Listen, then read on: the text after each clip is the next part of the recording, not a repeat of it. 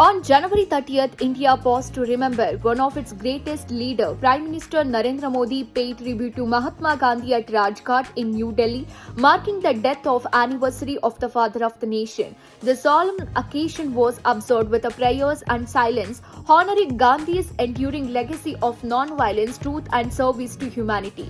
Mahatma Gandhi was assassinated on this day in 1948, but his ideals continue to shape India and inspire the world. At Rajghat, Prime Minister Modi laid floral tributes and reflected on Gandhi's philosophy of peace and harmony. He emphasized that Gandhi's vision of non-violence is not just a principle of the past, but a guiding light for the present and future. Across the country, school institutions and communities held remembrance events. Observances included moments of silence, cultural programs, and discussion on Gandhi's teachings.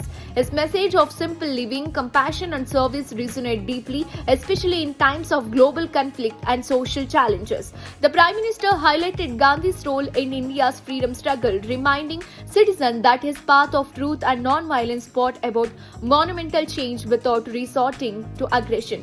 He urged to people carry forward Gandhi's values in everyday life, whether through acts of kindness, sustainable living, and standing up for justice peacefully. The death anniversary of Mahatma Gandhi is not only a day of mourning but also a day of reflection. It reminds us of the power of moral courage and strength of unity. For India, Gandhi remains a timeless symbol of resilience and humanity. As Prime Minister Modi noted, Gandhi's ideals are universal. They belong not just to India but to the world. His teachings continue to inspire movements of peace, justice, equality across continents. That was today's national update on Gandhi's death anniversary. India remembers his sacrifice and recommits to his vision of non-violence and service. His light continues to guide generations, reminding us that true strength lies in peace.